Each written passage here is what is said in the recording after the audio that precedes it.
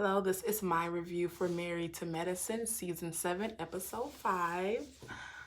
Okay, so this episode started off with the ladies at Toya's birthday party, and they had, of all things, these nude, basically male strippers, okay, even though they were just drawing them. I thought that was so cute. I honestly rewinded that part so many times just to like bask in all the like awkwardness and excitement that they were all going through, especially Heavenly, like, girl, you know you liked it. And even if you have different preferences for what you find attractive, it's still cool to see like, some penis sometimes.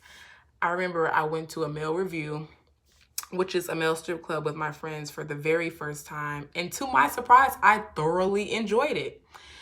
And they like invited certain girls out of the audience up on stage. I wasn't one of them. I had a cast on that day, so I'm like, no, I can't do any of that stuff. But they gave me some ideas. I'm like, oh, wow. Wow, I never really thought about.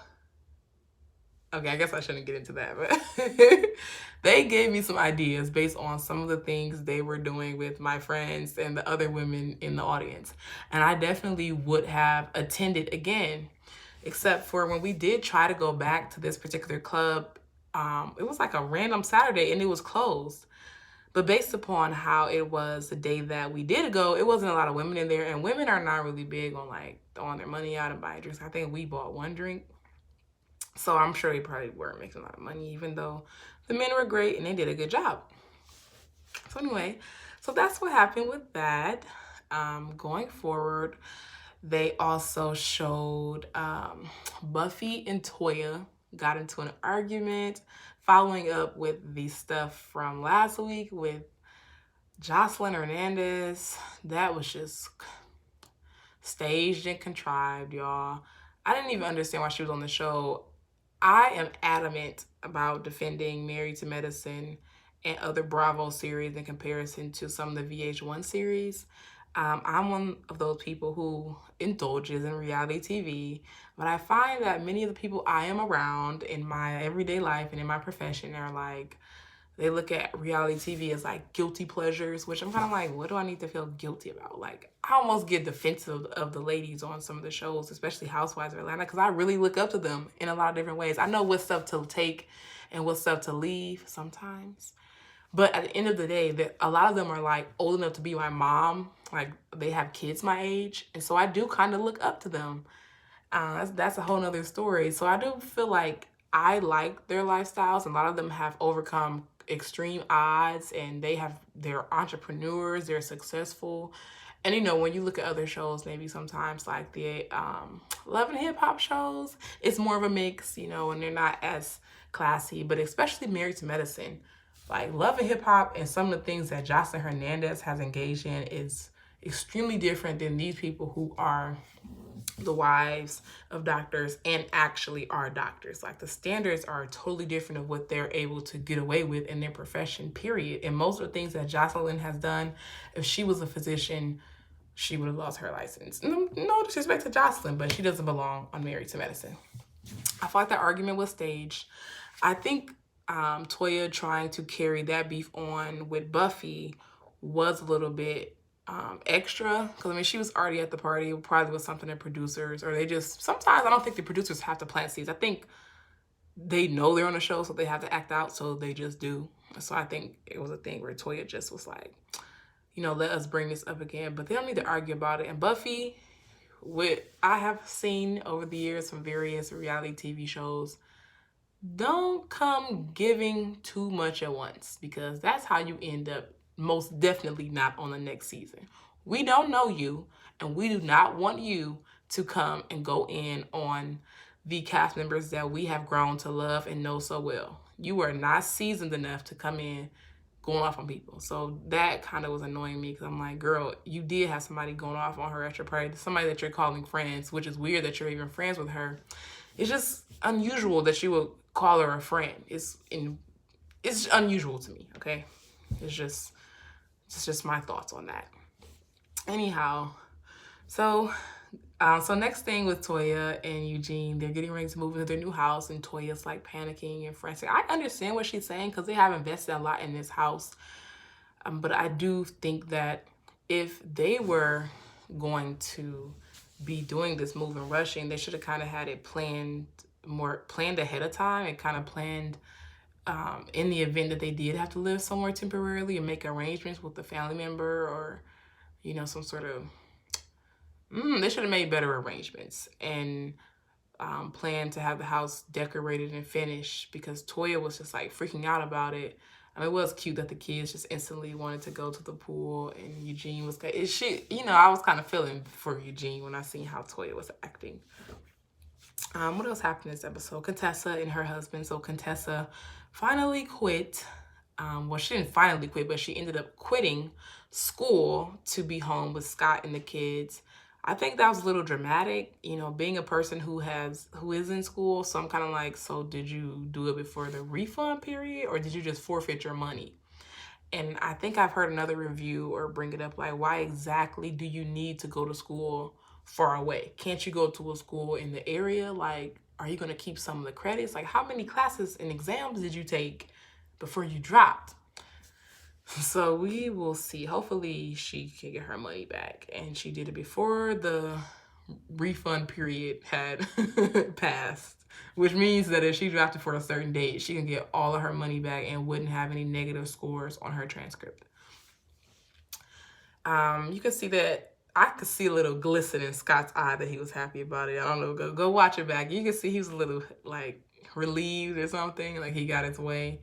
And Contessa, she didn't really seem too remorse in that, but maybe like behind the scenes and when she kind of goes to her quiet place alone, you'll be able to tell.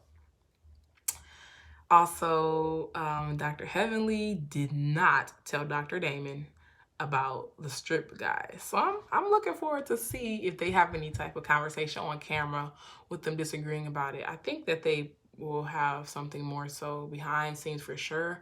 But I think it's kind of weird of Dr. Damon to be really upset about it. So I guess his slip is going to be showing this season because he's Mr. Perfect. But you can tell that Dr. Damon, and this is one thing that's a no-no for me with men, like men that are very, I don't want to say he's controlling, but like you have to have a certain image as a woman for them, and they want you to, it's like certain things are not allowed or kind of old schoolish. And it's like you can get upset about the smallest, pettiest, meaningless thing because in your mind it's some sort of rule about how a woman should conduct themselves, and it's an extreme double standard. But it doesn't seem like they have double standards, because you can tell Heavenly kind of wouldn't have wanted Dr. Damon to be doing the same thing. So she probably should have told him, and she was really about that life and thought it was inappropriate, she should have left. All of you women have exited something at one time or another. So she could have easily just decided to leave. We didn't really see too much from Mariah. I want to see more of Mariah. They always do this every season. Like Mariah says, I don't know why they don't show my family. I don't know why they don't show. And I love Mariah, and I live for her live after shows. I always tune in.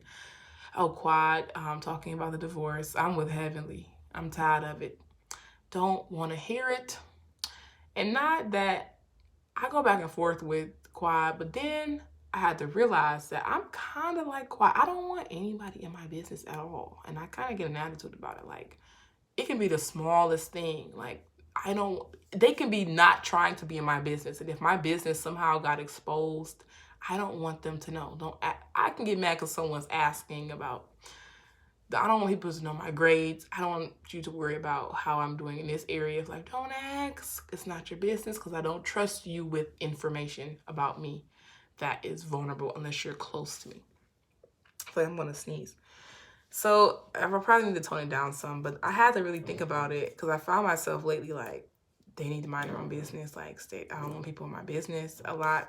And I realized that I always get mad at Quad for it, but I kind of look at it from a different perspective. Now, I mean, she is the one on a reality TV show, not me, but I kind of see where she's coming from with that, because she's just very sensitive information. And she knows that even if people care about you, they're going to go back and, and key about stuff and make their comments and give their feedback and pass it on. And she may not, just doesn't want to do that. it's time for her to get rid of the Baps wig or whatever it is on her head.